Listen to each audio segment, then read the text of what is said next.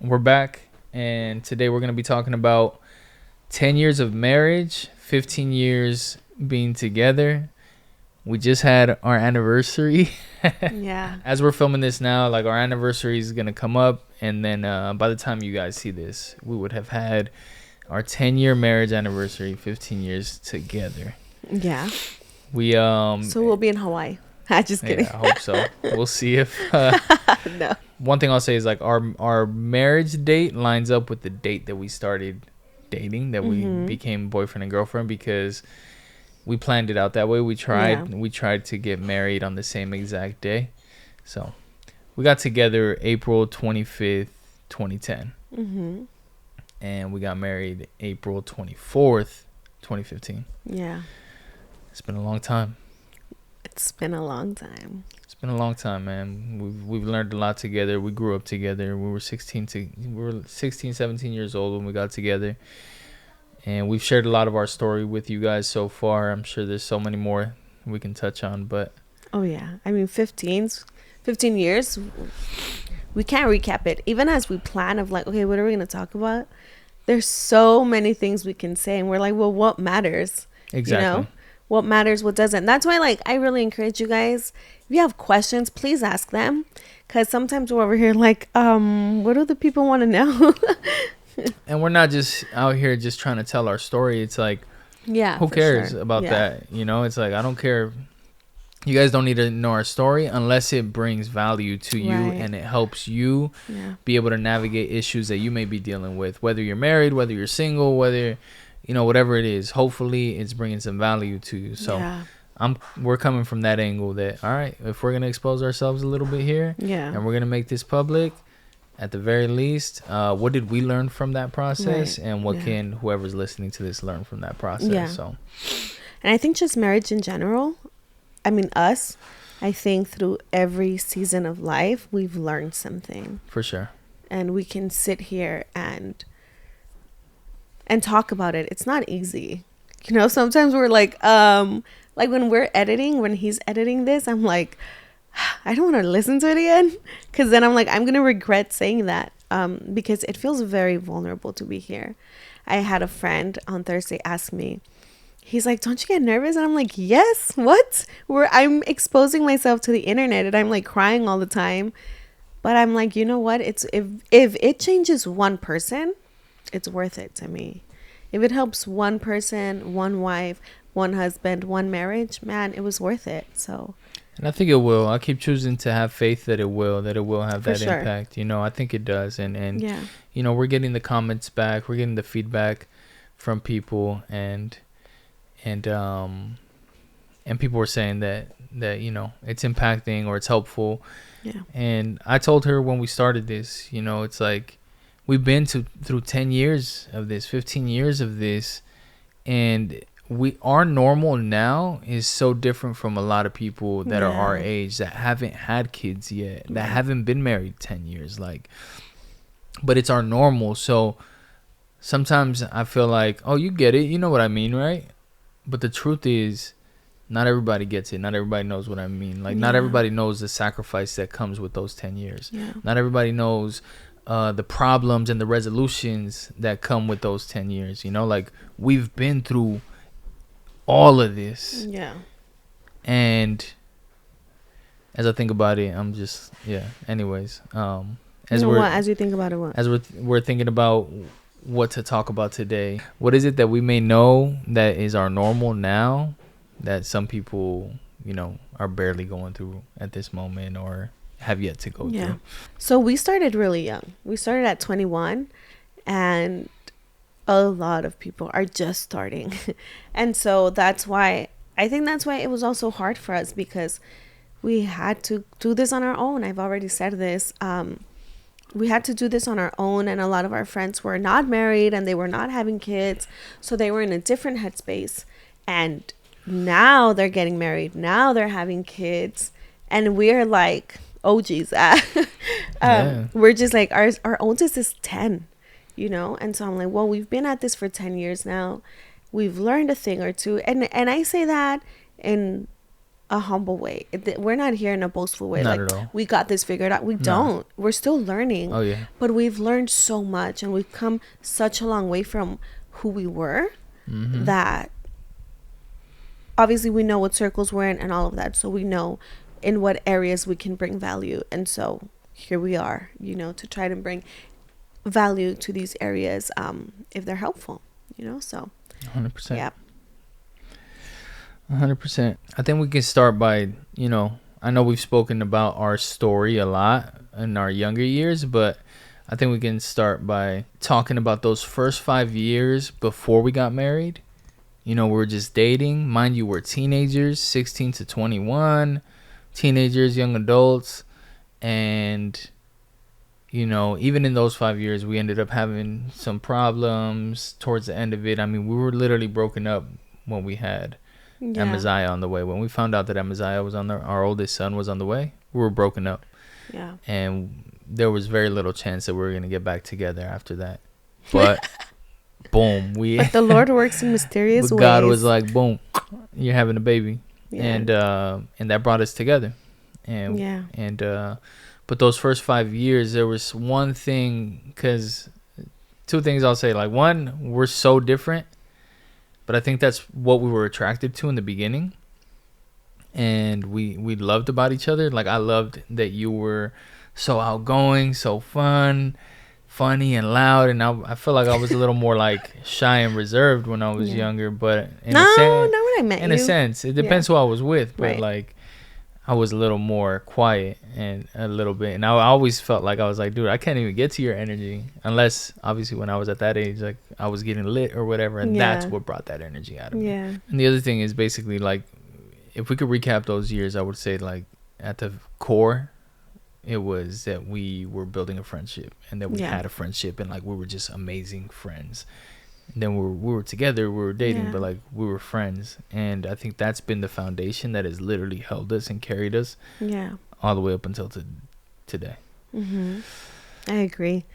I think we've always had such a solid friendship, and I loved that part, because I don't know if we've said this before, but prior to Norby and I being like official, we were friends for a couple of months, like 4 to 6 months. And we met in late November 2009. And so we didn't date until April of 2010, but we were solid friends. And it was really cool because we would want to hang out, but I had school and then I had sports after, and he would say, hey, I'm going to come over. I'll pick you up from school. And it would always rain, which was so funny. And he was in a skateboard, and I would walk home or take the bus home. Before the cars, man. Yeah, before cars, we were always in the bus. Yeah. And so, nunca se dio. Like, we never got to hang out.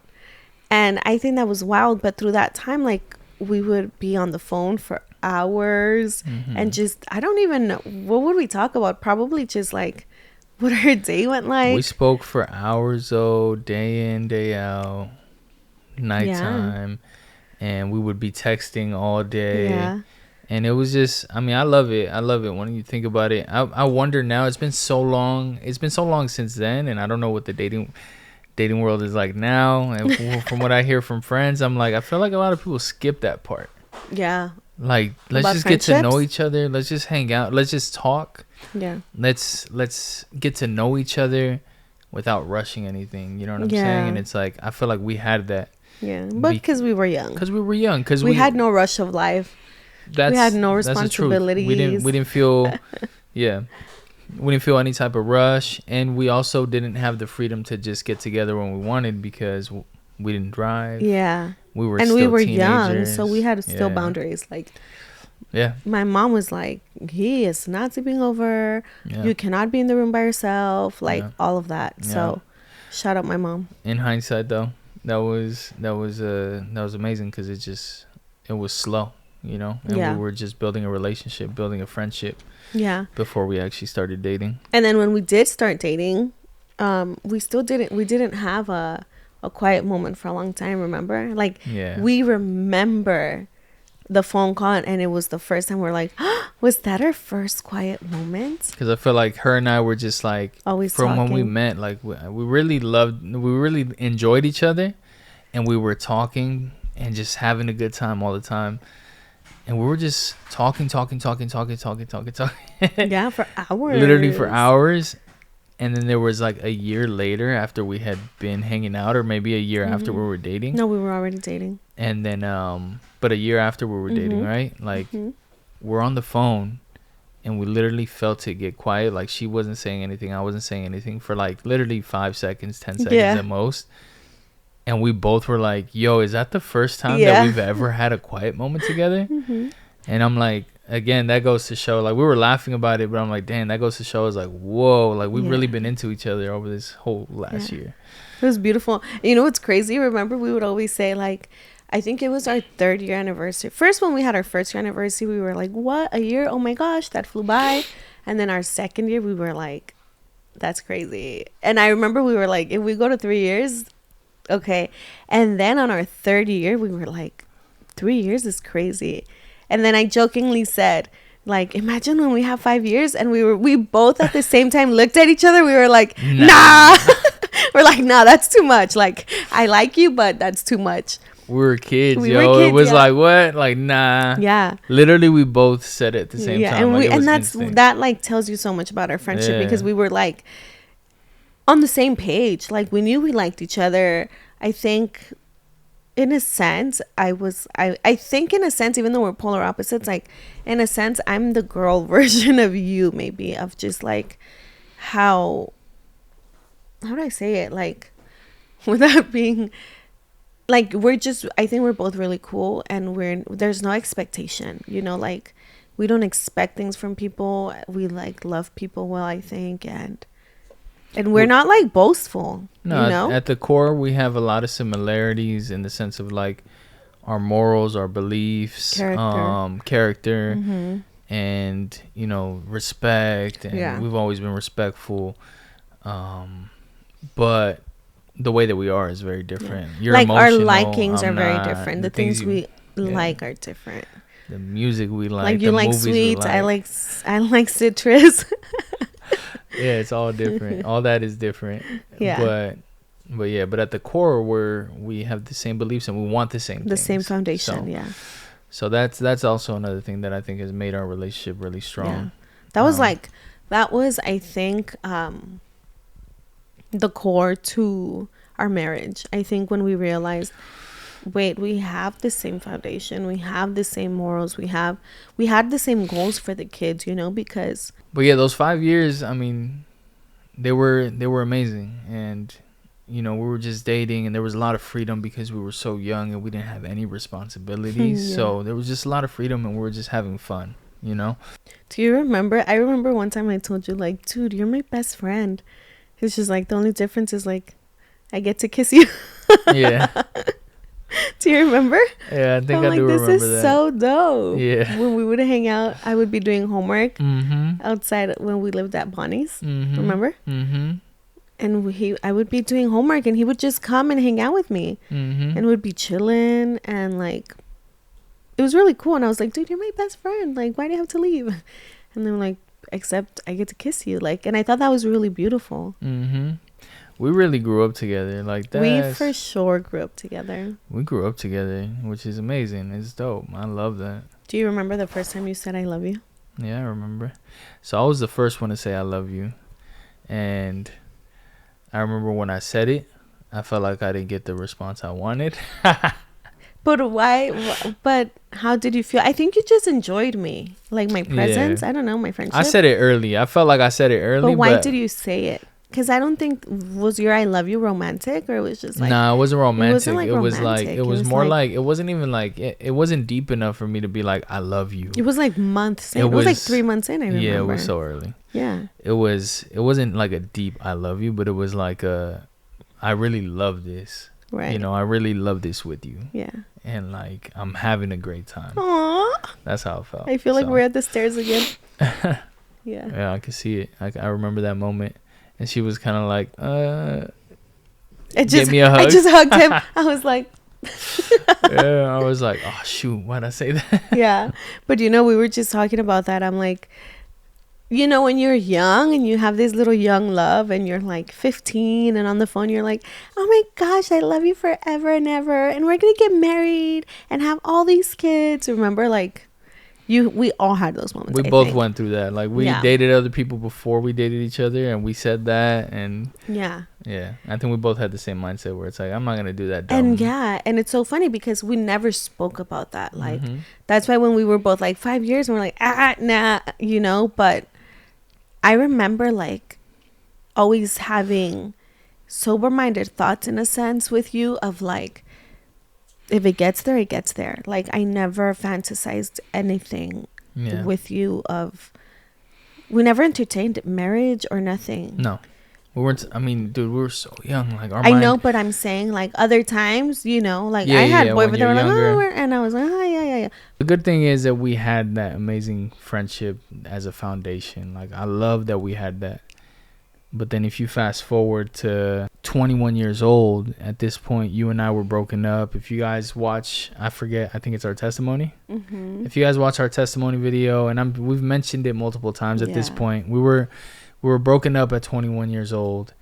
And then I had a car accident, or better yet, I was hit by a car while riding a bicycle. It was a hit and run, and they basically left me there. And I spent a week at the hospital because of it. And her and I were still talking, but we were broken up. And she found out that I was at the hospital. You came and visited me. And from that moment on, like, mind you guys, we had an amazing relationship. We didn't break up in like a terrible way. It was just kind of like, what? We were having a lot of friction. We were not seeing eye to eye on a lot of things. Yeah. And I don't think we knew what we wanted because we were so young. I think I was scared of the commitment at the time. Right. I was scared of this becoming a real thing. I felt too young for this to be like, for me to lock down.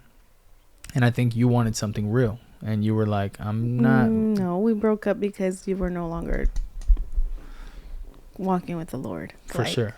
That's why I remember breaking up, because we wanted different things in life. For sure. I was messing up still.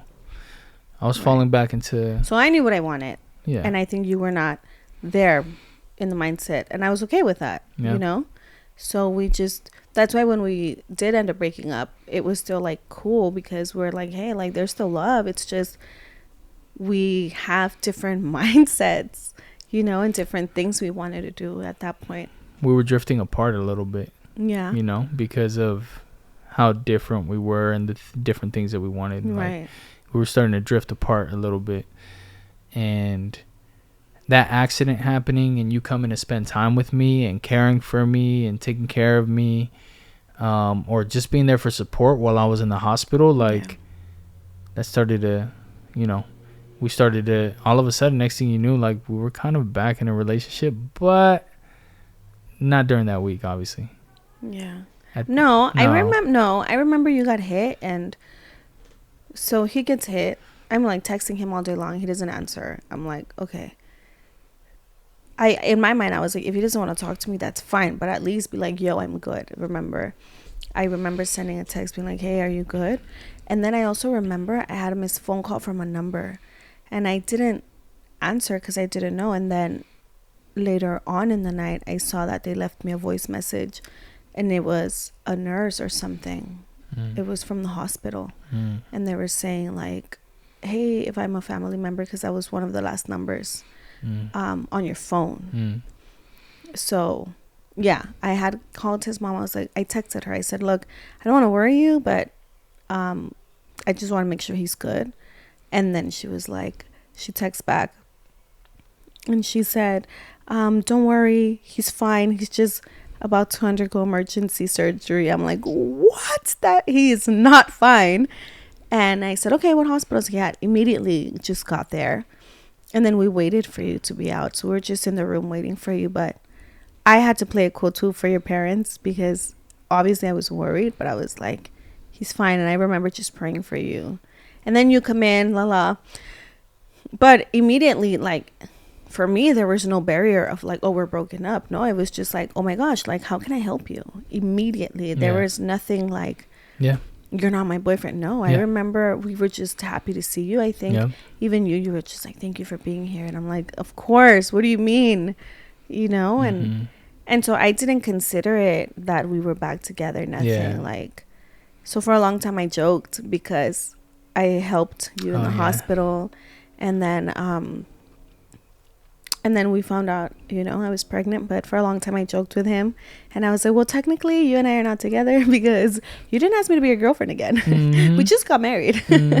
But that's how that like happened. Yeah, that was a big moment for both of us. Oh yeah. That was the moment that changed my life and sent me in a different trajectory. And that was a moment that, I mean, really that was a very defining moment for both of us, because what happened after I spent a week at the hospital, that's when you found out that you were pregnant. Yeah. I spent a week at the hospital. You texted me, hey, I just took a pregnancy test and it's positive. And that right there, that text message literally rocked my world. Yeah. And, you know, coming off the heels of just having this accident that already left me shaken up, that moment defined everything for us. It changed everything, you know? Yeah. And you know what's crazy thinking about it now? It's really funny because, again, background, right? The way we were raised differently. Like, my mindset when I found out I was pregnant, I was ecstatic. I was happy. I'm like, what? And you know what I actually just found out?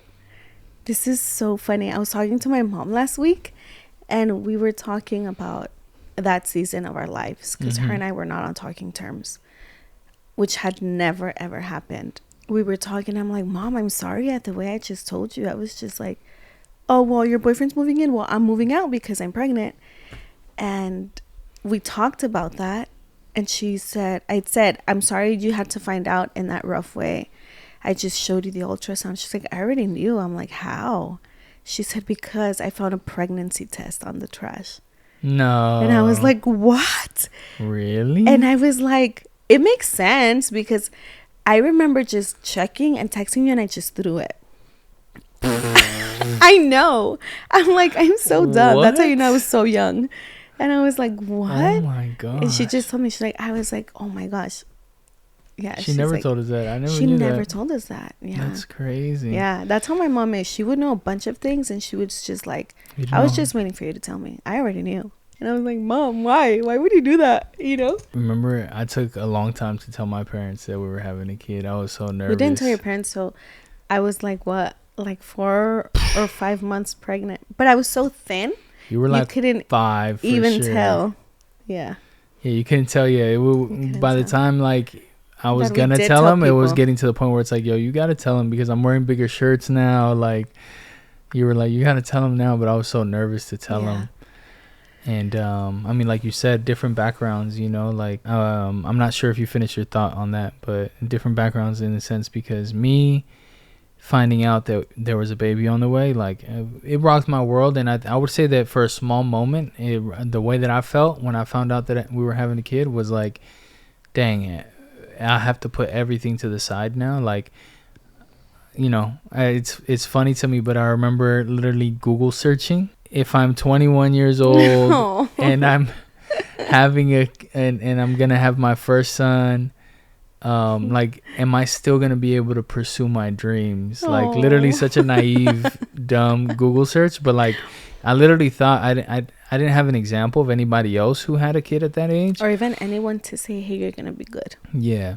And so I thought it was game over. I was like, yeah, does that mean I just have to get a 9 to 5 and like I won't ever be able to dream again, and I just have to just provide? Yeah. And that only lasted a moment, but I remember literally doing that Google search, and then yeah, man, I mean, my reaction, I think I was scared at first, but I was like instantly like, dude, I got to get it together, because I'm literally going to be a dad. I was like, I got to be able to provide. Like, what the heck? I got nothing to my name. I got nothing. I got a part-time job. At that point, I was just working a part-time job. And I was like, I had nothing to my name. For me, I was like happy. So remember when we were just dating, we would go to Target, and I would love to walk down the baby aisle and just be like, one day when I have a baby. But this is funny because it was never like when we have a baby. It was just like, one day when I have a baby, like, oh my gosh, this is so cute. And he would be like, you're so weird. Like, what? I'm like, don't you get excited to walk through here? He's like, no. I'm like, you're weird. But I never grew up like, for one, you know this, like I didn't grow up like with little kids and like and caring for little kids or anything. Yeah. I didn't have like a connection to kids that were younger than me in a sense. Like I was just like, and to this day, this man will not carry babies that are not his. Yeah, I don't like carrying other people's babies. I'm just like, not even like playing with other people's kids, because and I mean, you're smart for that. And I'm like, the babies, give me all the babies. I feel like it's different because like I'm a man and I'm like, you know what, I don't want to be too touchy with anybody's kids. I don't want to I don't want to play like, I'd rather keep my distance. I don't, you know, but my kids, you know, I love them. I kiss them, I hug them, I toss them around and have the best time ever. Yeah, but I respect people's space with their kids. I'm like, I don't want to do that unless it's like like somebody that we feel super comfortable with. But yeah, it was a shock to me, and I just felt an insane pressure of like, okay, I got to be a provider. Yeah. And you felt excited and happy, right? So excited. Yeah. Which was, but you know, that shock of the first kid was crazy. But how did you feel once we did have the baby? Happy. I was happy. I don't think that I struggled with like, no. I remember even being like, this is like, my mom and his mom wanted to help, and I was like I got it. You know, I'm like, I would tell him like, this is our kid and we have to make it work, you know. And you know, the part that I did struggle with was breastfeeding. Remember? Yeah. We had gone to birthing classes and those were really fun. Dude, we were kids. Like, we were 21 going to these classes with a bunch of adults. Yeah. People that are 10 years older than us. Yeah. 5 to 10 years older than us who are just having their first kid. And we're like 21, like youngins taking these classes where they're teaching you how to take care of a baby, how to change a diaper, which came through for you. Yeah, because I was like, we have to go, honey. I know how to change diapers. You have never carried a baby. What? I was like, this is insane. You've never carried a baby and you're about to be a dad. So we went, and you told me you learned, right, like changing a diaper, how to swaddle, because I remember I had C-sections. And I remember, like, thank God for those birthing classes, because I had a C-section and I was out. Like, I never did drugs, so I think those drugs really, like, I hated the feeling. But the next day, instantly after having Z, I was dozed out. Remember, I kept vomiting because the drugs were too strong for me. And I was so weak, and I had him, like, you know, they do skin to skin, so I had him on my chest, and I was like, I told Nora, be like, babe, grab him because I don't want him to fall off me. So then you were swaddling him, you were taking care of him, and I was so grateful you were changing his diaper. So really, for us, like, the first 3 days, it was mainly you, especially the first 24 hours. Yeah. While I was recovering, it was you. And so I think breastfeeding was the hardest because I didn't have a lactation nurse come see me right away. So I was born on Friday night. And so all of Friday night and then Saturday, I was breastfeeding, and I thought, man, I got this. It's going smooth, whatever. And then on Sunday, TMI, but like, I was cracked and it was hurting, and I was like, oh. What that means, like, what's it mean? Like, basically, I don't want to say the baby was lactating wrong. So imagine how sensitive, latching on wrong. So imagine how sensitive that can get. And after two days of that, she was in pain if the baby would try to latch on because it was so cracked. So like, here's how it is.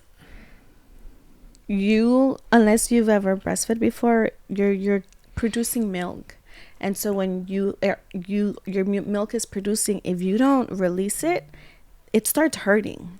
And it stings. Like, when you're barely getting used to it, it's a stinging feeling. It just like fills up. And it feels like a rock, remember? Yeah. It would feel like a rock. It would get hard. And so I would breastfeed. And if you don't latch, if your baby's not latching on right, which is like your whole nipple, TMI, I know, but shout out to the moms. Your whole nipple has to reach the back of your roof. there's like a little part that's hard of of the roof of your tongue, the roof. And so I did not know that. Also, the way you're holding matters, la la la. I did not know that. I was just like, the boob is in, there's milk, my baby's thriving, we're good. And then on Sunday, finally, 2 days later, the lactating nurse comes and she's like, oh honey, like my nipples were cracked, OMG, TMI. It hurt. It's like, imagine you have a cut and someone's sucking that cut. It doesn't heal, and now you're engorged. Like, it was painful. And it was two pains. It was the pain of that, and the pain of the milk filling up as well, which is engorged, which means like she's not releasing the amount of milk she should be.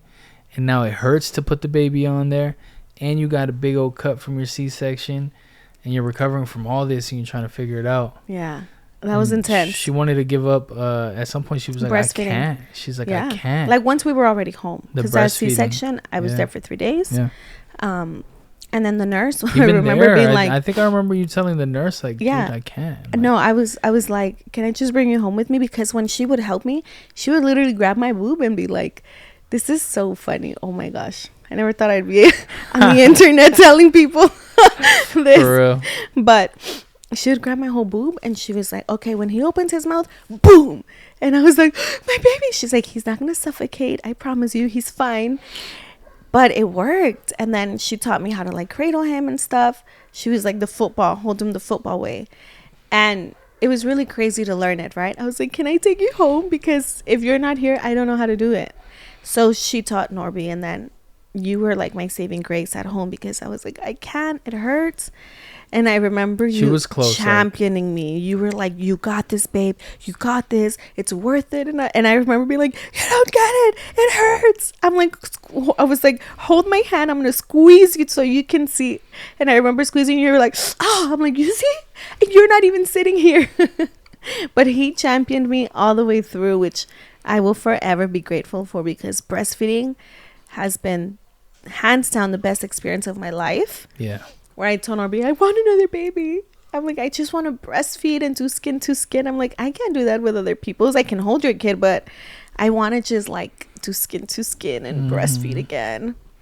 That was one of the things that you loved out of the whole process. With all three of our kids, like, she got so much time. Like, imagine the amount of hours that you spend breastfeeding, laying your kid to sleep. Like, you're breastfeeding multiple times a day. Yeah. And you got so much time with them, just enjoying them, nurturing them, and that's a beautiful thing. And that's the part that like creates a deep connection. Yeah. It was really lovely. And I remember one time, do you remember, I never even knew you can dry up. Remember one time it was like 3 a.m. and Zaya was not a crier. My kids never kept me up overnight. Yeah. And one time I was like, what's happening? Like, I just fed him and he's like crying. I had dried out and I'm like telling him, it was like 3 a.m. I'm like, you need to go to Walgreens. You need to go get formula. Did I? I did, huh? You did. Yeah. And so I was like a couple of weeks. And remember, we tried to give him the milk and he was gagging. That's right. He was like, because we tried to give him the bottle and I wouldn't give it to him. Then my mother-in-law comes and she's like, what's happening? I'm like, he's not eating. And she's like, throw the bottle. And I'm like, I tried. And then she grabbed him and she's like, she like shoved it in, because I'm like, he keeps gagging. She's like, just do it. And then she put it in and then he's like, drinking. That was the only time though. And then they rejected the formula after that. Yeah, they didn't really like the formula. No, they hated it. And then, okay, I'll say this last thing, but breastfeeding is such a dream. But I remember, before I would give them the dry cereal, and I would use my milk. You can use formula or your breast milk and mix it. And I remember I had him pumped that day, and I gave him with the formula, and he gagged. And I'm like, why? It's so good. Like, you have this all the time. Yeah.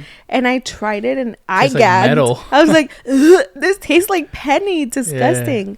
That's what the formula tasted like. And then I tried my breast milk and I was like, it was so good. It was very sweet. It was like, I'm like, oh my gosh, son, I get it here.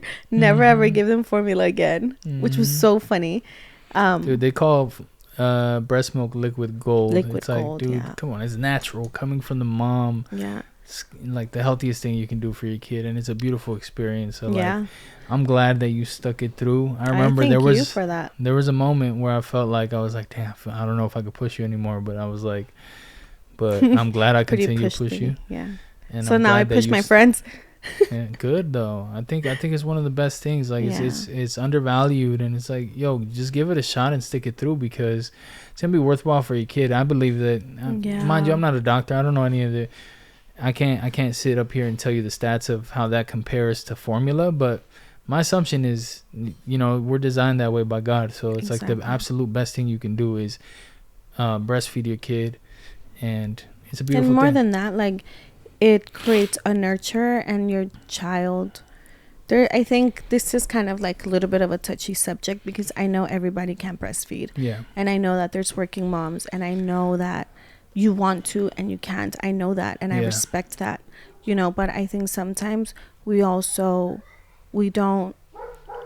champion it out. We just quit easily. And I wanted to. It was painful, and it did suck for the first couple of, I think it was like a week. Yeah, it was like week. The first 2 weeks for sure were hard. And then, you start learning, and that's why it's important to have community. We didn't have that. That's the truth. Like, again, we learned everything on our own, and we just like stuck it through, and I saw the difference, and I thank God, and I thank you all the time, like, for pushing me through that season. But when you're breastfeeding, it creates a different bond. You are your child's safe space, and there's so many myths of like not co-sleeping with your kids, and all of these things are breaking apart the bond that you have with your child. Like, I remember when we had our birthing classes, and our doula said, and this always stuck with me, she's the one who actually taught us a lot. She had said how the breastfeeding, that's why you pushed me a lot, because she talked about the breastfeeding and the nurture and the bond that it creates. And I remember she said, what if you were hungry and no one fed you? They were like, well, it's not your time to eat, but you're starving. And you're like, you're a grown up, and you're like, you know what, forget you, you're not going to tell me when to eat. She's like, as adults we would get upset. She's like, but we try to set these schedules for babies. And she literally said, forget your schedule. When you become a parent, they're dependent on you. She said, so imagine telling your kid, don't bother me right now, it's not your time to eat, but they're babies. When they're babies, you do not need to worry about having them at a calorie deficit, or you can only eat 3 times a day. Schedule, it's like, yo, if the baby's crying and the baby's hungry, feed the baby. Right. And I know other people say otherwise, like you gotta sleep train them, and who cares if they're crying all night. But you guys, I encourage you to do your own research of what that does to your baby's brain, to let them cry it out at night when it's dark and you're supposed to be their safe space, and you're not, because you're like, you need to sleep train. It's really damaging to their brain. And I just encourage you to do your research. It affects them into their childhood and teen years and adult years, which is insane, because we would never think that. But again, I encourage you to do your research. And then as far as breastfeeding, again, your milk supply, this is how God made us. Your milk supply changes as your baby is changing. As your baby is growing, it changes. Because I remember I breastfed my babies for 2 years each. And I don't care what people say. And obviously, I was not breastfeeding at one how I breastfed as newborn. As a newborn, it was on demand. It was like 6 to 8 times a day. I was a little cow, and I loved it. I loved it. I loved the connection with my kids, everything. And at one, it was just for nap time. I wasn't like breastfeeding all day long. No, they have snack, they have water, they have other milk. My kids were having whole gallon milk at 1 year old. So it's different. And then at 2, between like 1 and 2 now, it's just for comfort. My kids were not latched on to me all day long. But when it was nap time, I would lay with them, because my kid, they want to be nurtured. So I was their safe space. So I would lay with them and I would breastfeed. And I remember learning this because people would like judge me hard. They would be like, why are you still breastfeeding? Like, he's a kid, he's running, it looks crazy. And I'm like, you're not their mom, so what? You're not dealing with it. Why does it bother you? You know? And so I had to do my research because I was like, if this no longer benefits them, then I won't. Exactly. But I researched and it said, no, your milk. And besides that too, first off, it is creating still the nutrients that they need. And also it's creating the safe space and the nurturing, which nobody else can give and nothing else can give. So yeah, that's that. Sorry, I'm very passionate about it's being it's a amazing mom, though. It's priceless to go that way. And it's like, I mean, dude, there's a narrative that you gotta make your kids sleep independently from you right away. There's a narrative that, you know, I mean, formula is convenient in a sense. You don't, you know, the woman doesn't have to go through like changing her body, doesn't have to go through the pain of breastfeeding. Just whip up some formula and give it to them. And again, it's like, I'm not gonna knock you. No, we are not knocking you if you choose that route. right. But I do think that there's something natural about that, and I believe it's the way we're designed, you know, to be. I think Right. That's the way God designed us. You know, like there's a reason for it. Yeah. And if you can do it and you're able to do it, then it's absolutely priceless and Push beautiful. through. It's like it's worth it. it's worth it. And even co-sleeping, you know, like truth be told with us, like our kids have slept with us for a long time, and then they've gone through their phase of sleeping in a different room as well, and then they started having some nightmares, brought them back over, but I think that there's a lot of value in that too. It's just security. It's all security. It's security that they feel in their parents, and at the end of the day, this time's gonna pass. I'm not worried. Sure. I'm not worried about my kids. I'm not worried. Tell me, you know, if you guys know anything different, then let us know. Right. And what are the issues with having your kid sleep with you? What are the issues with breastfeeding? If you guys have a different opinion, let us know. I want to know. But in regards to the pros and cons, I think the pros are way better than the cons. Yeah. So I'm not really worried about. And really the reason, like the history behind all of these things of like, it's honestly to create working bees, you know, clock in, clock out type of lifestyle. Yeah. And the reason why that was very pushed was to create like factory workers. Well, at the end of the day, it's like when you take away the breastfeeding, when you take away the co-sleeping, and you start to, you know, even this is why we homeschool too. It's like when you say separate the kids from the parents for 8 hours a day, let them be influenced by other people all throughout the day. Let somebody else raise them, or let them have to pay daycare and sacrifice their time for work and to pay almost as much as they make for somebody else to take care of the kid. It's like all these things are what they do is create disconnection in like the family, the parents, over time, over generations. This has become the normal, where it's like, hey, this is just the way things are, versus back in the day, the mother took care of the kids, nurtured them at a young age.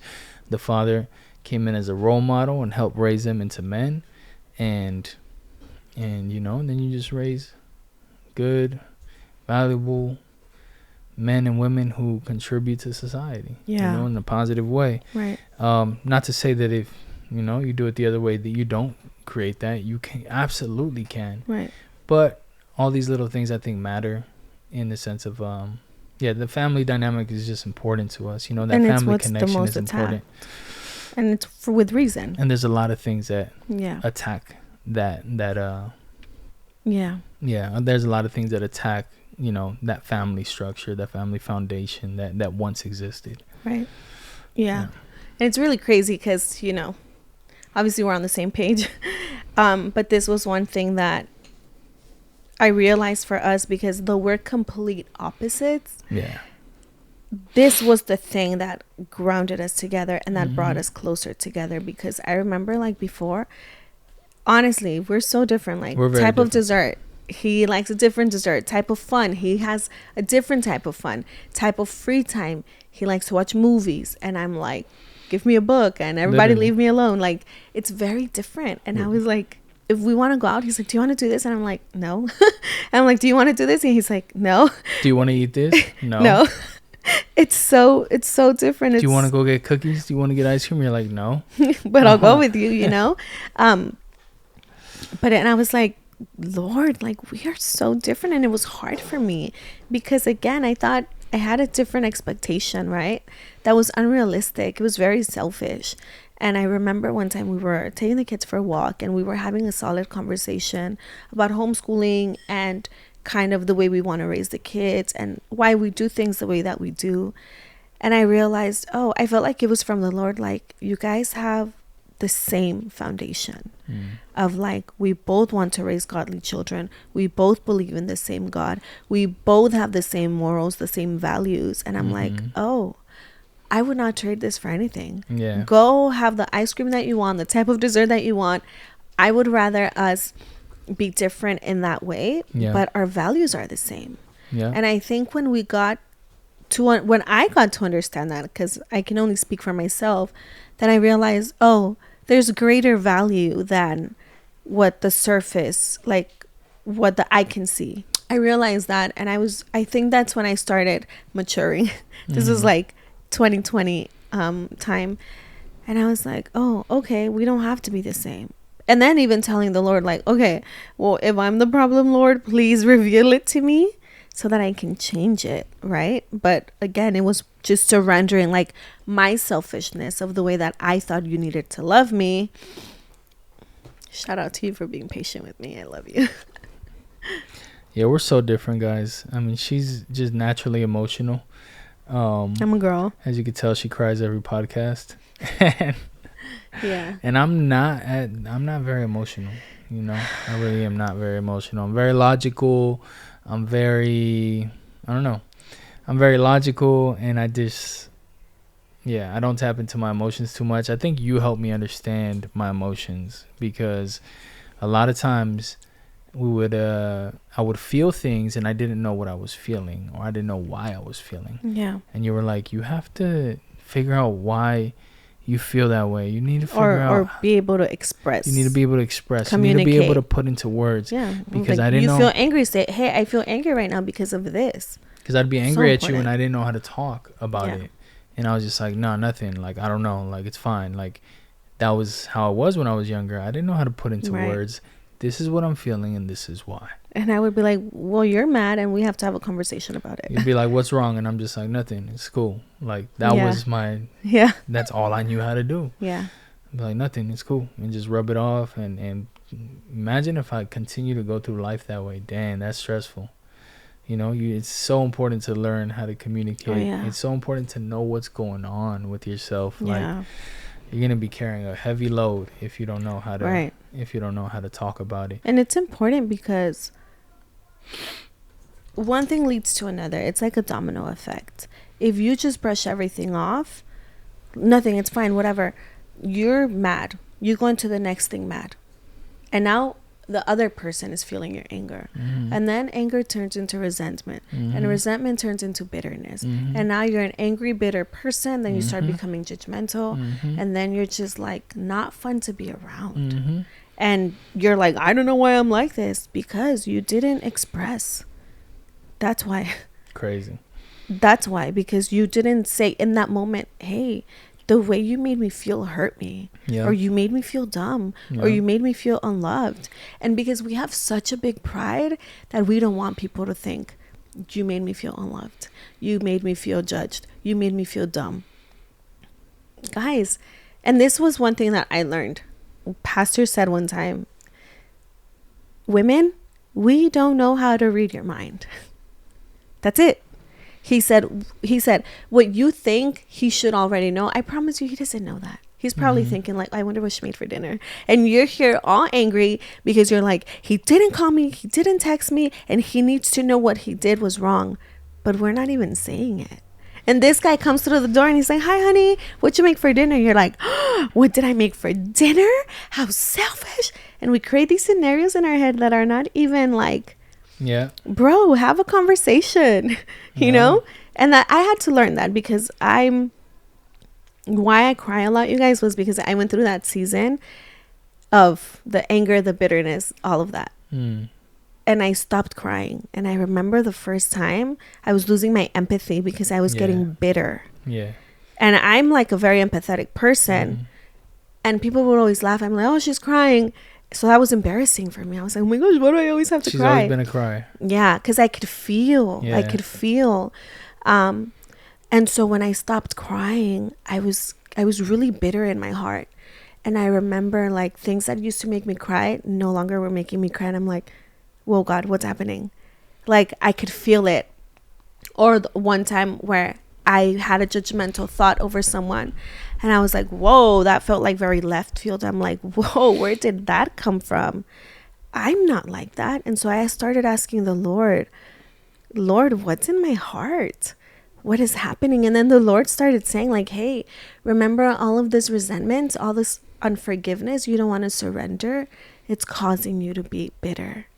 And I was like, dang. And so that's where I went through my forgiveness process. I did not want to, but I was like, yo, I can't let these people ruin me. It was a choice I had to make to surrender. Like, you know what? It hurt, but that's all right. Like, God is going to heal me. And so I had to start praying for that. So now when I cry, I'm like, it's okay, friend. Like, it's because my heart is tender again. And I would rather be a crier than be angry and bitter and judgmental. Yeah. Any day. So you're like proud of it now. You're like, oh, I'm so proud. I cry because I feel. Yeah. I'm like, you know why? I'm crying because I love you. Yeah. Your pain is making me cry because I love you. And so just like shout out my heart. I love you. That's amazing. That's an example of how our communication started to get better. Yeah. And our communication skills grew within each other. And being able to express to each other how we felt. Yeah. Well, at least for me, because that was my big struggle. I would say that we have pretty solid communication skills. You and I, better. Like as far as like our talk, resolving issues and all that. But that's like one of the biggest things in a marriage, in a relationship. Yeah, for sure. You're gonna have problems. You're gonna have arguments. You're gonna have disagreements. You and I do not think the same way at all. Like, if she's thinking black, I'm thinking white. If she's thinking hot, I'm thinking cold. Like always. And he's thinking beach, I'm thinking mountain. Yeah, literally.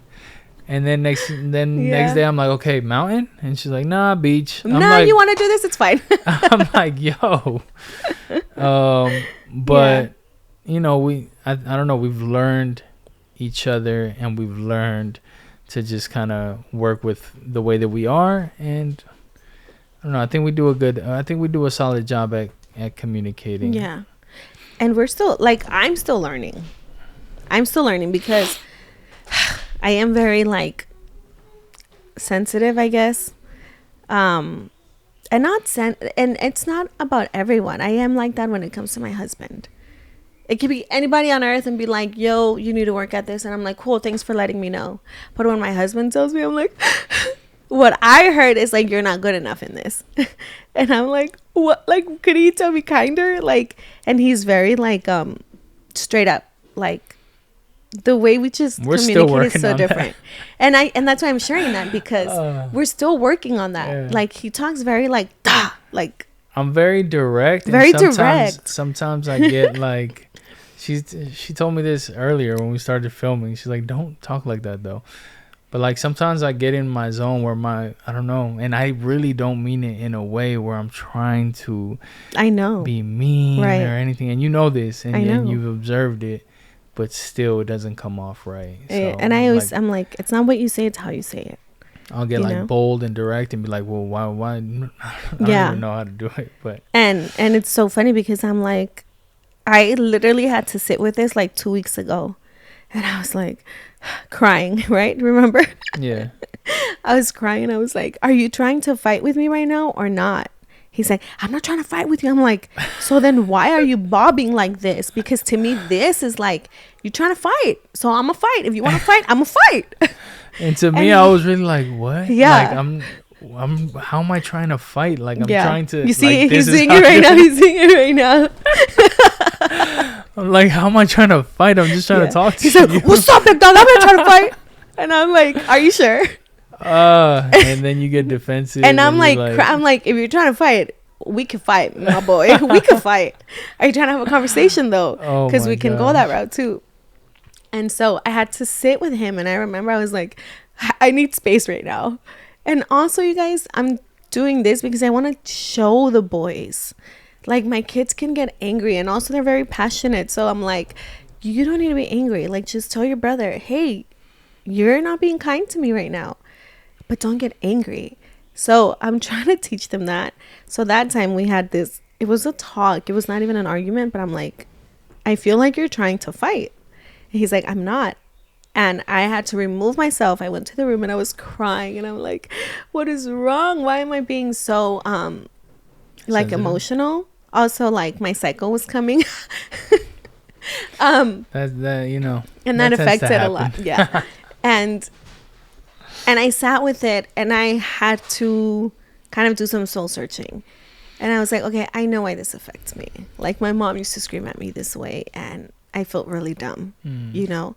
And it traces back to that, really, for me. Like, I hate to be screamed at because it makes me feel dumb. And I'm like, I'm not dumb. Can we just talk like civil people? And I had to say that to you. And I was like, hey, like, this sounds really dumb, but I would really appreciate it if you didn't speak to me like that, because it doesn't make me feel loved. Yeah, and I remember when you came up to me and you said that, and you were like ready to pour your heart out and be like, I just figured out why I feel this way and why I'm so sensitive. And you came, and I felt like, I was like, it's not fair. I was like, I always feel like I have to apologize and like if it was my fault, but I was like, but I didn't mean anything. Like, right. I was just trying to talk about something, and you're mad at me. Yeah. Because of the way that I'm saying it. And so the attention goes off of what I was bringing up, and it goes to the way that I'm speaking. Yeah. And so I felt a way about that. And you came and you told me something, and you're ready to pour your heart out. And I was like, well, I don't think it's fair. Like, or, you know, basically, like, yeah. I don't think it's fair that I have to apologize. And you're like, what? Like, I'm pouring my heart out. Like, and I was like, so we didn't. But then at that moment, I realized, I was like, dang, I wasn't considering that. I wasn't considering right the fact that you went, you had your moment, and then you came back and you were like, because I'm trying to be mature about the whole thing. Let me go be mature. And then I realized at that moment, I was like, dang, I wasn't being mature myself. So, but I don't know. But I'm happy though, you know, no day is perfect. And no.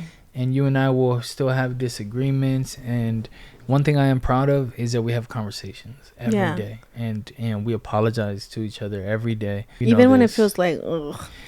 But I remember, we've even had these things where I tell him, like, okay, well, we can agree to disagree because I don't agree. And he's like, all right. And we're like, okay, cool. Like, and that's it, you know, but because at the end of the day, we do have different opinions, but it's like, I'm not going to be mad at you for that.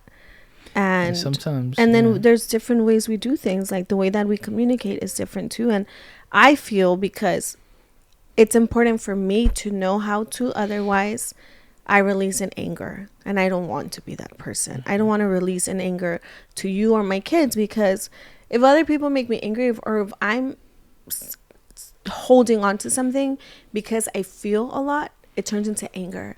And guess who suffers through it? My husband and my children, who are the people I don't want to hurt. And I'm like, I'm not going to do that. And so even after that conversation, I said to myself, I was like, okay, you need to work on not being offended at how he speaks. Like, even in my head, I have to practice being like, he's not mad at you. He's not mad at you. He's not mad at you. It's the way he speaks, you know? And so I have to be like, are you mad? Or are you trying to fight? He's like, no. I'm like, okay, all right, let me just clarify that right there. Like, let's talk, you know? But it's a work in progress. Like, I think we're learning that. And that's just when things get heated. And I got to work on it too. It's like the work is not all on you. It should never be all on you. I should work on it too. I'll keep this on record. We're filming. It's on record.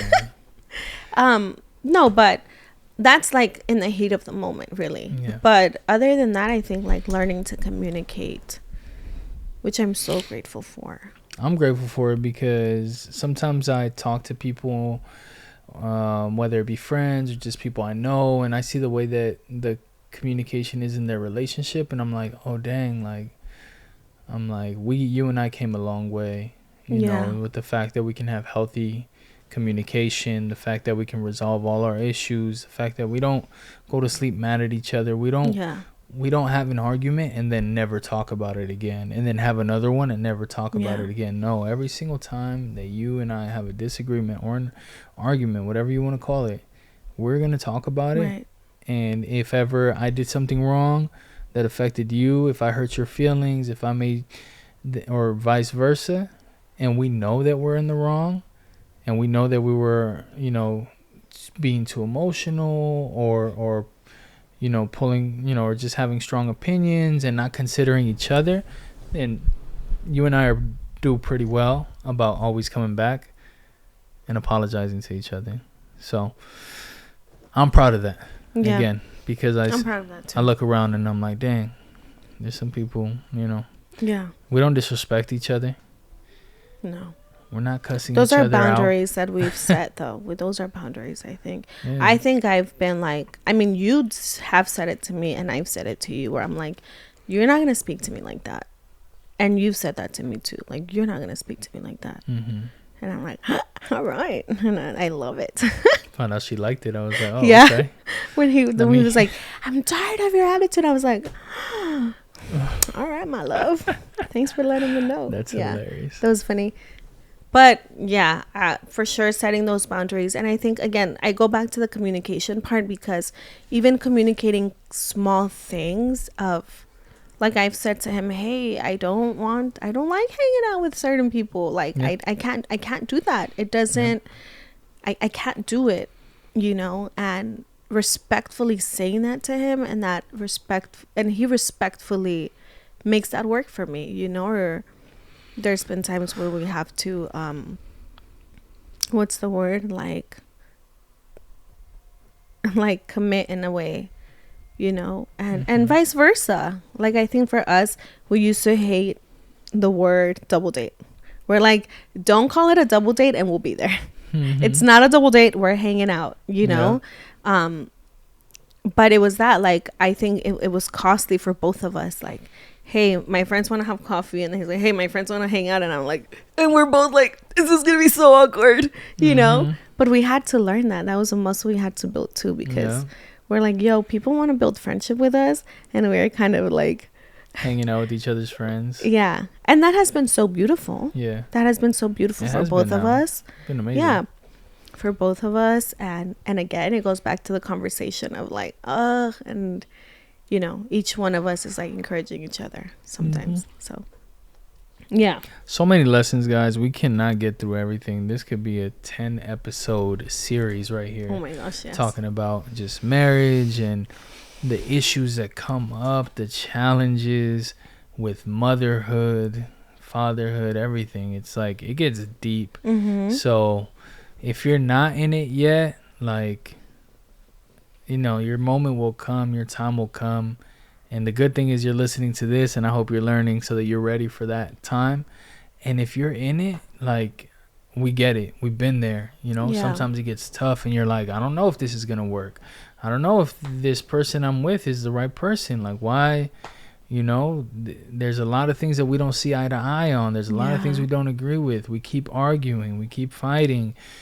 And I'm right, he's wrong, whatever. It gets tough, you know. It gets really tough. But the biggest thing, man, is you guys got to learn to communicate. You got to learn to forgive each other. You got to just have this mindset of like, especially if you brought a kid into this world, you cannot have the mindset of, oh, I can replace you and we can break up and I can go find somebody else who's better. Like, that's out the window. And that was something I had to learn.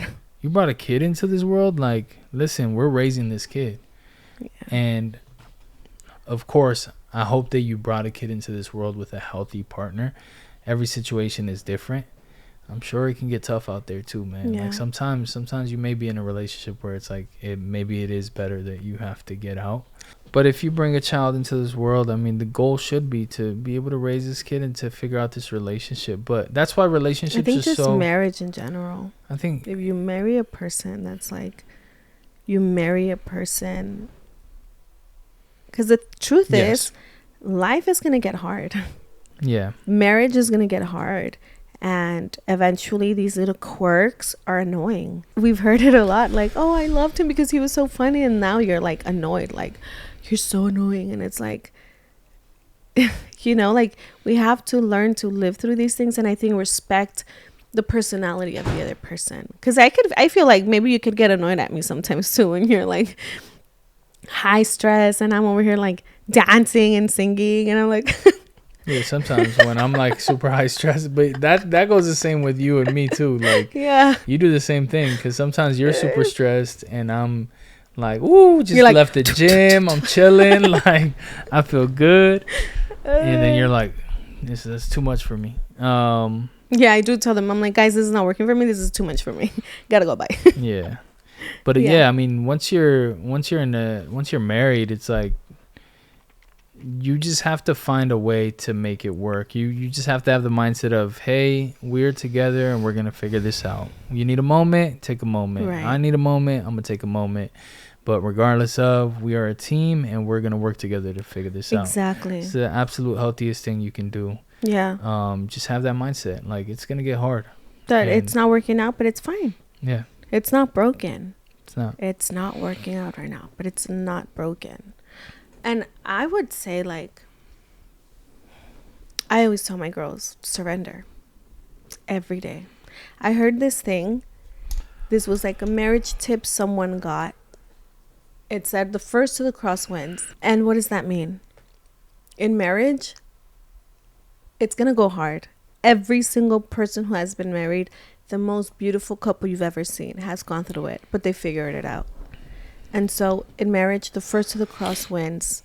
And I think that's something I try to do. I'm like, okay, we're not understanding each other right now. I'm going to go and I'm going to talk to the Lord about it. And I'm going to surrender it, you know, because 10 years in, I'm like, okay, I know what works and I know what doesn't, you know. And I know myself enough to know when it's me or like I'm overreacting.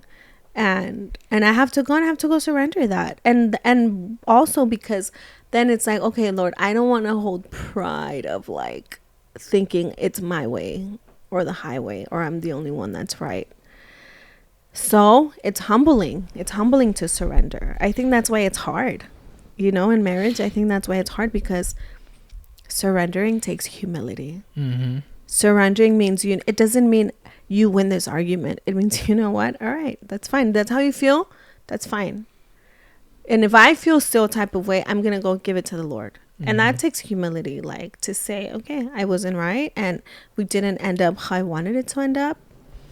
And that doesn't mean you're not communicating and you're going to allow to not be hurt or whatever. But just the first to the cross wins. And I think this goes in marriage. And if you're in a relationship, just communicate well before you get married. That's it. One thing I think about a lot is people who are still single or people who are still dating. And, you know, having gone through it together, I realized when I was younger, I didn't realize the things that may have annoyed me a little bit, or the things that maybe I liked, or the things that maybe I was like, oh, why did she do that? About me? Mm-hmm. Rude. I didn't realize that, oh, when you get married, these things get emphasized. Oh, yeah. You know what I'm saying? Like when you're in the dating honeymoon stage, you're like, it's all lovely. It's not that big a deal. I could look past that. It's not that big a deal. But when you get married and you get locked in and you're living together, those little things that bothered you just a little bit get emphasized, and now you're like, that becomes the most annoying thing to you. Or that becomes the thing that bothers you the most, or that becomes the reason why you start a disagreement or argument. And I'm like, oh, okay. So I always think about the single people, and I'm like, make sure whatever you're committing to, like, just have the foresight to see that thing you don't like will be emphasized and become a bigger issue than what it is now. And so pick and choose, you know, if you're willing to deal with that, and have the foresight to see that before you commit and lock in on saying this is the person I want to stick with. Because if it's a real problem, like man, this person just doesn't want to, I don't know, if this person just doesn't want to communicate, or doesn't want to, or they run away every time we're mad, or if they don't talk to me, or if that's going to be a big problem. If it's toxic behavior, like, that's going to be a big problem. If it's, you know, if you guys are screaming at each other, like, that's, if you're getting to that level, like, that could be a big problem. For sure. And it's mind you, me and you have gone through a lot. We've gone through so many stages. Any of those things, when you bring it into marriage, like, it's just going to get 10 times harder. Oh, yeah. And because now you live with a person. Now you live with a person. Now you have to figure it out. Before, you're dating and you're like, oh, it's fun. Every weekend we're going to go out and we're going to have a good time. And I'm in my home and you're in your home. If you piss me off, goodbye, you're in your house. But now when you're married, you're mad and this person comes home from work, or you're mad and you're waking up, and, you know, and it's going to be the little things. If you love a clean home and your husband doesn't have a clean home, you're going to get angry. So it's just the little things of communication that, like, that's why surrender. And that's why, like, marriage is surrendering. You got to be ready to not have it completely your way. And this goes on both sides. It's the word is what? It's not sacrifice. It's like, but I mean, I guess it is sacrifice. And so we can say it's sacrifice on both sides, where you're not going to have everything the way you want it. I'm not going to have the way everything I want it. We got to kind of compromise a little bit of our expectation and make it work for both of us. Let's make sure we're both happy. It doesn't have to be all my way. It doesn't have to be all your way.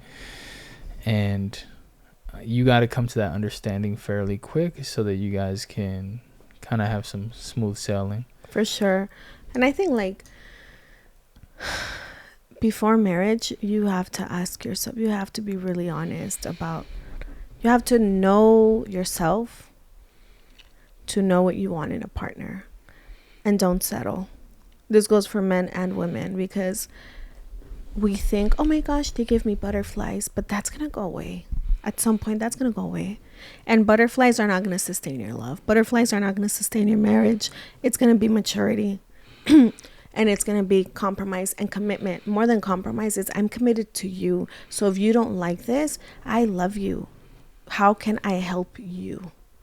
Right? That's love, is sacrificial love. I mean, really, the word says that God is love, and he sent his one and only son to die on the cross. So when you think about love, it's not romance, it's sacrificial love. What am I willing to give up for you? But your person cannot always take. Yeah. If you're always giving, you're the one always surrendering, that's not okay. Your person has to. Both of you, I see it like, here's my things, here's yours. Let's work at it. Your things are mine, my things are yours. That's it. Like, it can't be like I'm giving, and you're just receiving. That's not okay. Because that's not okay. But I think definitely before marriage, you need to know. And there has to be questions. There's a book called, I think it's saying like 100 questions before we get married or something. And I think that's so important, because you have to ask and have conversations. I think I heard Patrick Bet-David mention that book. Yeah, because it's like, hey, what does your life look like? What are your life and your goals? Oh, you don't have life and goals. Okay, I have dreams and aspirations. I plan to be a millionaire. Oh, you don't? Okay, that you're going to clash.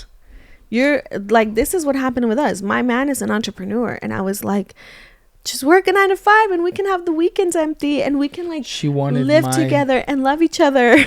You wanted, for so long, that was actually a big issue, that she wanted my time, like if I got off of work at 5 p.m. Yeah. And I was just like, and had the weekends off. Like, that was her wish. And I was like, yo, it doesn't work that way. Like, and I'm just getting to know this, but I'm knee deep in it. And I'm like, I can't promise you 5 p.m. every day. Yeah. I can't promise you a weekend every weekend. Like, I was, right. That was a big struggle. But for really, us. What did I just want? You wanted quality time. I wanted quality time. Yeah. For me and the boys. Yeah. Right? Yeah. And so we had to compromise. I had to learn, hey, this is not what his schedule looks like. So now what does it look like? Hey, this is what my week looks like, honey. On this day, on Sunday, we can hang out. But like Monday through Saturday, it's work. We just took a 3-day trip to Joshua Tree. Mm-hmm. I came back. I got straight to work. I was actually doing a little bit of work while out there. We got to hang out a little bit yesterday, church, and go to have In-N-Out. Nothing crazy. And then I took the kids with me to the boxing gym. And then we had dinner together. And I have a very busy week this week. And then I leave for 10 days. Yeah.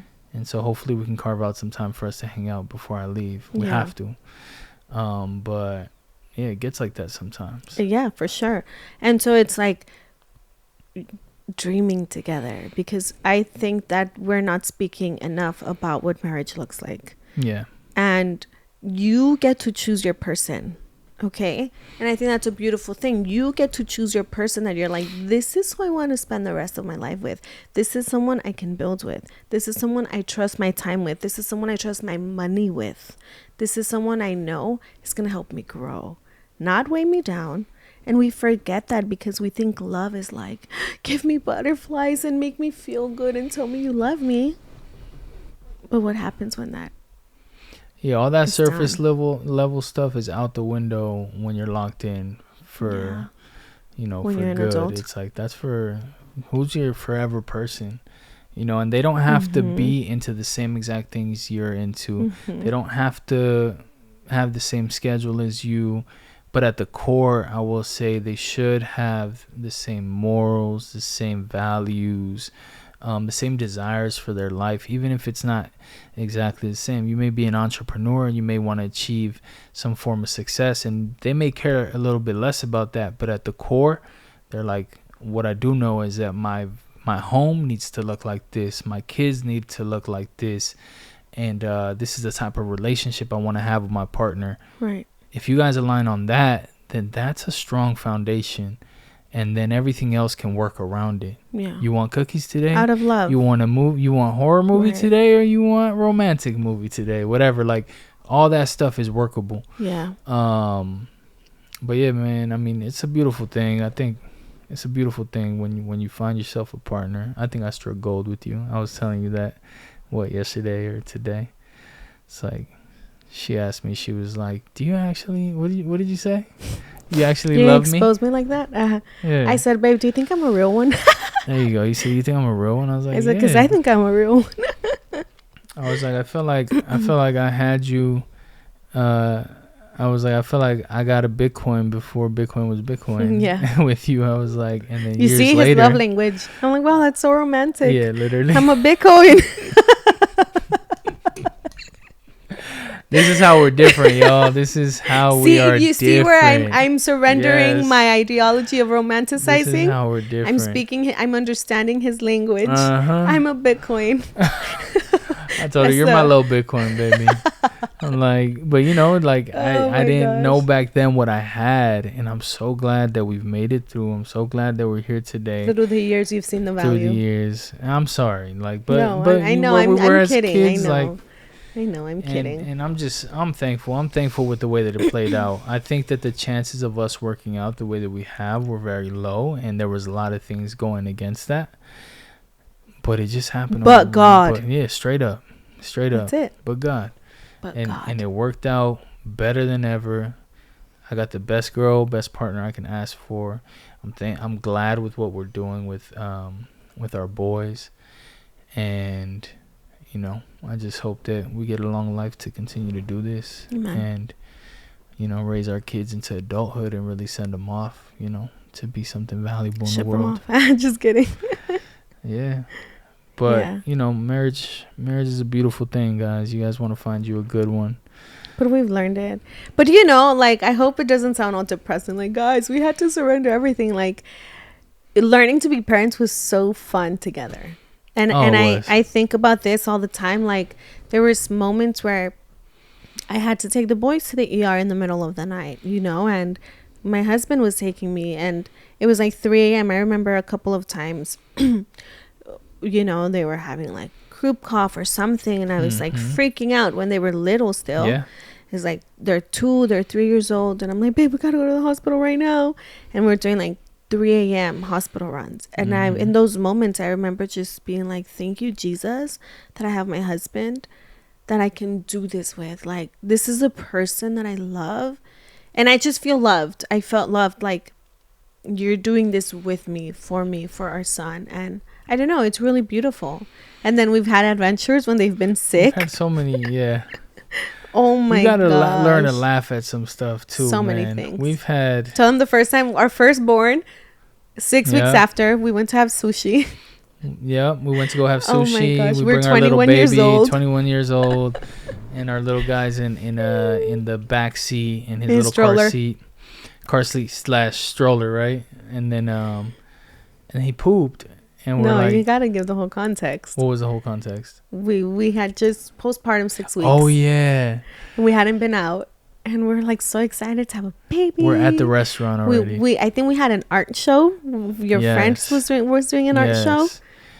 And then we're at this restaurant and we're standing in line, sushi restaurant, and we're like, it smells. We were sitting down having dinner. No, we weren't sitting down yet. No? We were waiting to be sat. Oh. We were standing by the door. But like it was a new restaurant and we're very picky. People are opening the door. The wind is blowing, and I think we're getting a whiff of something. I'm like, it stinks. Oh, it smells like poop. And I was we're like, do we want to eat here? And then, we're like, wait a minute. Oh, is it the baby? And then we check. We're like, oh shoot, it is. And then we're like, let's go change him real quick. And we go to the car, and we take him out in the car, lay him on the back seat. His poop was all the way up to his back, to like back here, like. We had to toss the clothes. Like, it was crazy. Because we didn't know. We were like, what do we do? Ew. And we're laughing, we were cracking up. Like, what the heck? Oh, his sock, because he kept moving. He's moving his everywhere. Sock, and then boys are like, pee. It's cold. It's January. Yeah. And we were just cracking up. And we were like, oh my gosh, welcome to parenthood.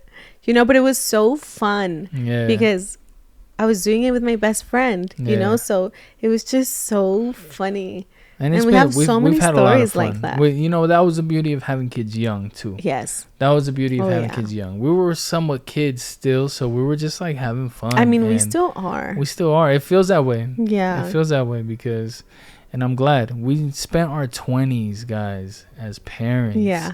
We'll be parents for the rest of our lives. But I would not have it any other way. I wouldn't either. I wouldn't trade it for anything. Yeah. I love it. I loved it. Yeah. Do you remember one time we went to the Balboa Park? We took Z on a walk. Mm-hmm. We already had Nice by then. Mm-hmm. So I think I was like 25. And we took them on a walk, and there was a couple, and they were like in their 40s. Do you remember? And then we were sitting down, and he was like, oh, wow, 2 kids, huh? You guys look so young. He was talking to you, and we're like, yeah. He asks us how old we are, and he said something that impacted me a lot. He said, when you're young, you think, oh, I don't want to have kids yet. I want to wait until I'm financially stable. He said, because you want to give them the best. He's like, but we're financially stable now. He's like, but we don't have energy. He's like, and I'm sure, you know, and I think that was for us like a big one because, you know, we were 20s. We were like, yo, how are we going to figure this out? We need to feed these kids, buy diapers. I was breastfeeding, but I'm like, diapers are expensive, la, la, la. And he said, when you're young, you don't have the finances. But when you're old and you have the finances, you don't have the energy. And he told us, I would much rather have had the energy because the finances are going to come. He said, you guys are going to figure it out. Yeah. And that stuck with me a lot. Yeah. It's been beautiful, you know. Yeah. And you're never going to be ready having a kid is different for everybody, and you don't know how it's gonna go. If you have 3 kids, you don't know how each one is gonna be. Like, the dynamic changed Oh my goodness, with each yes. one, and you just don't know. We had an amazing first experience, which gave us the courage to have a second, because we were like, oh, this is easy. What's everybody complaining about? Then that shocked us a little bit. Then we had our third, and that was like, pfft, even to this day, we're kind of like, yo, we're like, my boy has a lot of energy. That boy came with his own set of rules. Strong-willed. He got his own rules. I'm like, yo, it still challenges us, but man, it's different for everybody. Sacrifice at the end of the day. And commitment to each other. And I think at this point for our children, like, things that things that you don't fix is so important. Heal yourself before you go into marriage. Facts. Do that for yourself, because if you don't know how to be comfortable by yourself, with yourself, you're going to be codependent of your spouse, and that's going to be heavy on them. Okay? It's harder to do the work on yourself. I mean, it's easier to do the work on yourself and go through that hard than through going through the hard of having to dissect not only yourself, but your marriage and what your husband or your partner is dealing with too. And it's truth what they say, like, you are going to find a spouse that kind of reflects who you are. What I really was going to say was, like, you can't find love at the club, because if you do, don't get mad at the type of love you found, and I didn't want to say that because I'm not diminishing people, but it's just like, if you're a high quality person, you're going to find a high quality person, so you can't have that expectation. You just have to be careful with where you're looking. You could be a high quality person at the club, but for sure. But your chances of finding somebody. Yeah, like, if you don't have kids yet and you're not married yet, praise God. This is your time to do the things you want to do, to heal yourself, to take the time to know yourself. What do I love? What do I not love? What am I willing to commit to? And what am I not willing to commit to? And I think that's the beauty of being single. That you get to choose this. And because at the end of the day, really, that's what marriage was, how it was made. And with just culture and everything are so loud, and it's just like, I think a lot of times people settle. Yeah. I think a lot of times people settle. And the only people I've seen not settle are my friends at church. Like, shout out the girls at my church who have waited and who have allowed themselves to be pursued. But also shout out the guys that have had to get their life together before they know they can pursue such a woman. I just feel like that's what you have to do. That's why. I tell people all the time. That's how it was supposed to be. Do the work on yourself. Culture messes it up. Build yourself to a point where you're not in this place of desperation. You're not in this place of needing somebody else to fill your cup, because the truth is they will never fill your cup. Nope. So you're looking for this person in hopes that they will fill this empty thing inside of you. Like, if that's why you're looking for love and marriage, no. They never will fill it. Nope. I promise you that. There's no way around it. They would never will fill it. That's not what you're missing. What you're missing is doing the work on yourself and identifying, why do I feel this way? Why am I the way that I am? Why do I think this way? Am I hurt? Am I, what in my past has affected me? When you do this work, then you can become whole, and you can understand who you are, and you can understand what is good for you, what you need. And then you can start to consider options and say, you know what? And find your complement person. Yeah. The person that's going to complement this is the person that fits me. That's going to help you grow. But if you don't know all that, then you might start to settle, and you might just be looking at the surface level stuff and think that that's sufficient. And you might think that's what you need, but that's really what you want because of whatever ideas you have, whatever movies and music have told you that you need. And again, it gets real. Yeah. It gets real when you're locked in, when you're married, everything when you got else kids. is fleeting. Like, beauty is fleeting. But the heart remains, and the mindset remains. Like,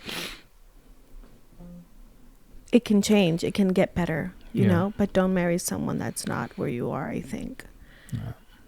Yeah. We've had to learn a lot, and I'm just grateful. I mean, shout out God.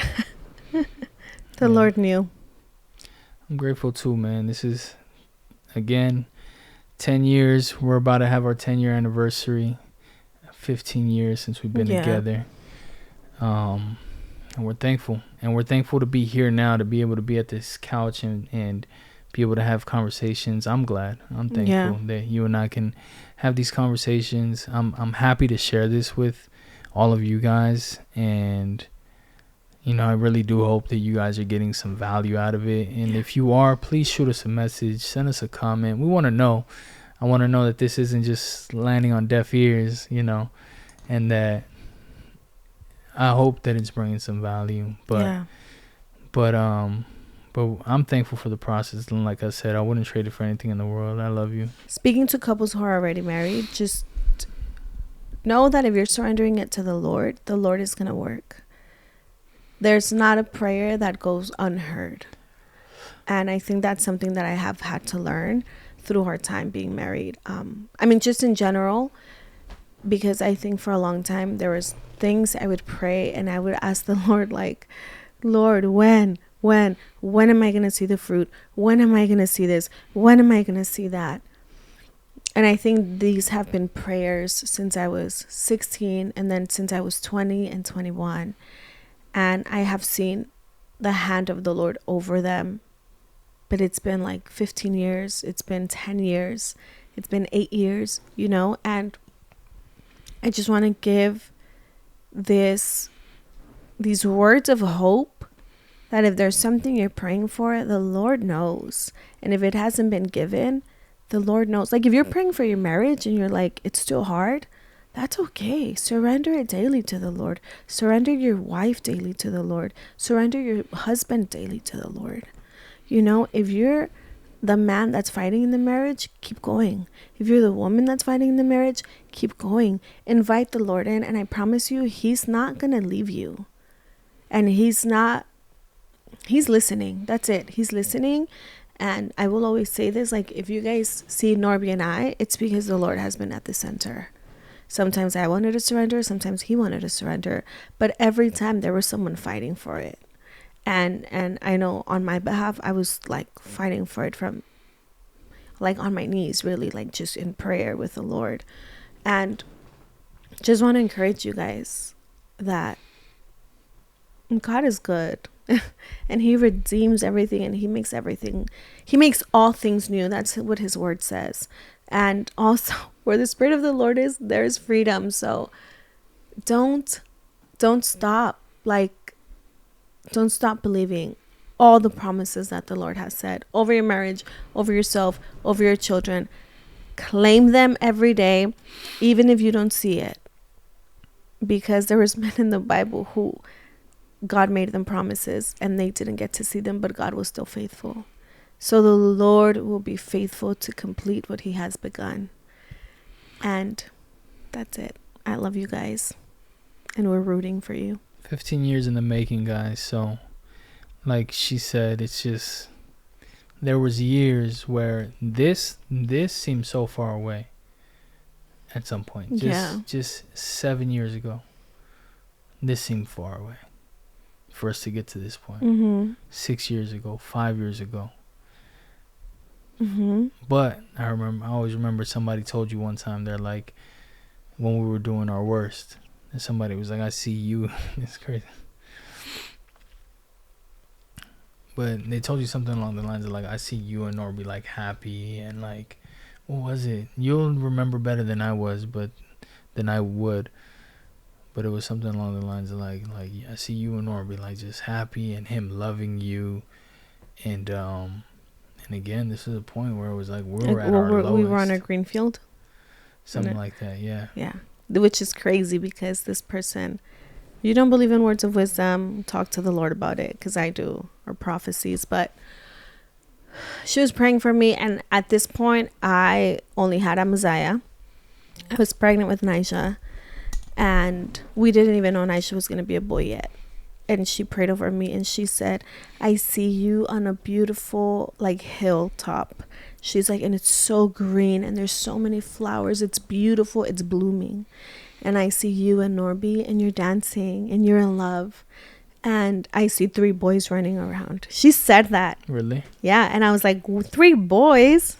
And so I was like, okay, Lord, we'll see. I was like, we'll see if this baby is a boy or not. And sure enough, but it's crazy because we have 3 boys. But regardless of that, this is a point where we were like, our relationship was hanging by a thread. Hanging by a thread. Mm-hmm. And for her to even say that was like, when is that gonna happen? When are we gonna feel like that again? I was always like, you know, like when? It was almost like, I don't know if we're gonna feel that. Like, yeah. And it took a long time. Yeah, we did. I just want to throw that out there because it may seem like all sweet, peaches and cream over here, you know, us sitting on this podcast talking, but I'm just letting you guys know it wasn't at one point, you know, and we were close to just like we could have separated at some point. What do you think kept us? I think God, straight up, your relationship with God, because you could have walked away at one point, and all I knew is I don't think I was putting it in God's hands. That wasn't at the forefront of my mind, but was at the forefront of my mind was, we're gonna make this work no matter what, because I'm not gonna raise my kids in a separate home. I knew that much. Why not? I just thought I just couldn't. I would really feel like I failed at life, like I failed at my purpose, if my kids had to go through that, because I don't feel that they had to. I don't feel that was necessary, and I wanted to prevent that. And if I couldn't prevent that, I would have felt like a failure. But I never wanted that for my kids. Mm-hmm. I never wanted to be that. I wanted to be able to be there for my kids with their mother, and raise them together, and let them be in a home full of love, you know? Yeah.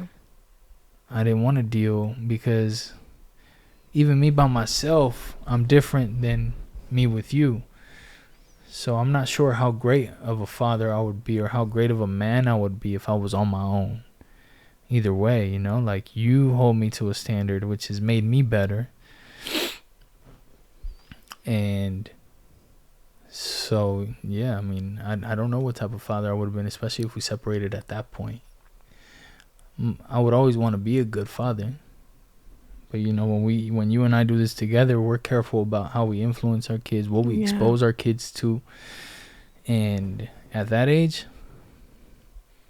had we separated, I don't know. You said I hold you to a standard. What does that mean? Well, because of your relationship with God, you've always been like, hey, you know, checking me on certain things, and I'm like, all right, you're not wrong. Or because of your research, your books that you read on parenting, you're teaching me, you know, and I've learned through that. Because again, I mean, we said it earlier on this pod, but it's like, I didn't have any experience taking care of other little kids, or even holding a baby, like, so I would have done it all wrong. I would have been like we all do, you know. I would have just pulled from my reference point of how I was raised. And typically, you know, that's not always the best, you know. You just like, well, this is how I was treated. Which is continue the hurt, the pain. Continue the cycle. Right. Which, you know what's crazy? I sent you a verse over the weekend about the generations. Do you remember? Yes. Talk about that. That was crazy. That was the one that said something along the lines of, no sin gets unpunished. Yeah. No sin goes unpunished. No sin goes unpunished. But what was it? The next generations of... The parents, yeah. The next generations of 3 children, or 4 generations. 3 or 4 generations will pay for the parents' sins. Oof. And then there was another one I sent you after. Yeah. What does it take for that not to happen? I don't think you sent me that one. I sent you another one about repentance. Yeah, I remember. Yeah. Yeah. And that's important why I bring that up, because you're saying like it's a cycle. And if we don't choose to break the cycle, it's going to continue. Unless we're purposefully working at it ends with me. It's going to continue. The cycle's going to continue. And it's crazy because it goes to 3 and 4 generations down. That means if we didn't stop the cycle of drug addiction, like even adultery or fornication, even like discipline as physical violence or verbal abuse, that would continue on from me to my kids to their kids to the 3 and 4 generations down, which means like my great grandkids would experience what we didn't surrender. And it's really crazy to me because I've had my share of, like, I have waged war with the enemy. I'm like, it ends with me. And you're not going to come here and attack me. And you're not going to attack my marriage. And you're not going to attack my kids. But actually, it started with my mom. And it started with your mom. Where they have interceded for us. Yeah. And I see that. And I saw my mom wage war. And now I do the same over my family, my children. And I pray against all these things, but we also teach the boys in that way. Mm-hmm. And that's why it's important to me to remind, for both of us to learn, like there's a different way to discipline. Mm-hmm. You know, there's a different way to love. There's a different way to communicate, mm-hmm. so that it ends with us, right? Because now it feels like our kids will grow up in a more safe environment and in a godly environment, mm-hmm. where now I pray that my kids grow up to be amazing men of God who know their word. So now their kids are going to grow up the same, because I didn't grow up, when I was a baby, I wasn't Christian. I found the Lord here. I mean, when I was 5 or 4, but like Tia's and Amaziah and Aisha, like we prayed since they were little. So even my kids they pray so good. I'm so proud of them. And I'm like, whoa, this is beautiful. Thank you, Lord, because my mom said yes. Now I can say yes. And now I'm teaching my kids that at 2 years old, they knew how to pray. At 1 year old, they knew how to pray. And now Isaiah's like 10, we have 8 and 4, or 7 and 4. And Aisha always gets mad. Mm-hmm. But they know how to pray, you know? And I think that the cycle has to end with us. And that's why it takes maturity and knowing yourself to be able to break it all off. It's not just for you. You're not just waging war for yourself. You're doing it for your generations to come. And that is such a gift. Oh, that is such a gift. Amen. You guys, in finding your partner, or if you're already in a relationship, if you're already married, like, your partner is your teammate for the rest of your life. You want a good teammate. You want somebody who's going to run with you, who's going to encourage you. And even if you guys butt heads, that you guys can figure it out and that you guys can talk about it. If you're bringing kids into this world, this is your teammate. You guys each play a role, a mm-hmm. different role. And that's why it's like you guys don't have to be the same. You don't have to be 100% into the same things. It's like, but you guys each play a role, and you both have to accept that and say, hey, look, I'm going to do this, you're going to do that. This is how we come together, and this is how we push our family forward. Yeah. This is how we raise our children, and this is how we maintain our relationship. And you guys are a team, man, so there's a lot of value in it. You just got to have the patience, and you got to be willing to work it out with each other and communicate with each other in a healthy way. Yeah. Apologize to each other when you did something wrong. Learn to surrender and control. Learn to surrender power. Control. You don't need to always have it your way. Learn how to meet in the middle and have those conversations. Like, hey, look, I don't like when you do this. and I would like for you to do this. There's something that Nick V always says. One of my clients that I work with, motivational speaker / preacher, amazing guy. And there's something that he always says. He's like, me and my wife ask ourselves 3 questions every month. Or I think it's 2 questions, but he basically says, he said, we ask ourselves these 2 questions every single month. What are 3 things you want me to stop doing that I'm doing? And what are 3 things you want me to start doing that I'm not doing? And I'm like, we haven't applied that yet necessarily. That's beautiful. I've read that in the 5 Love Languages book. Yeah, but I think that's amazing. And I'm like, communication is everything, guys. That's the beginning. You know, if you feel like you're at a point where it's like, dude, me and my partner do not see eye to eye. We keep butting heads. She doesn't get it. He doesn't get it. Start there. Communication. Hey, look, I want to make this work. Hey, look, I don't want this to be stressful every day. Can we talk about it? Can we figure out what works for both of us? And just bring up the issues that you have. Let them bring up the issues they have. Put your ego down. Put your pride to the side. Be willing to listen without being offended. And serve. And say, okay, all right, I hear you on what you're saying. It's wanting to hurt me a little bit. I'm wanting to get offended a little bit. I wanted to be defensive a little bit as you say that. But I'm not. I'm going to check myself, and I'm going to be willing to have this conversation and for the betterment of our relationship. Okay. I can apply some changes on my end. Right. And can you apply some changes on your end? And as soon as you guys are both on the same page, your relationship will start to get healthy. Never perfect. Never perfect. The arguments won't stop.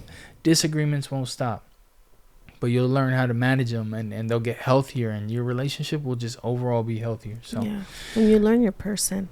Yeah, man. It's a beautiful thing if you get to that place, and anybody and everybody can. So it just takes work. It takes surrender. It takes surrender. Yeah, for sure. It takes time to yourself. Yeah. Yeah.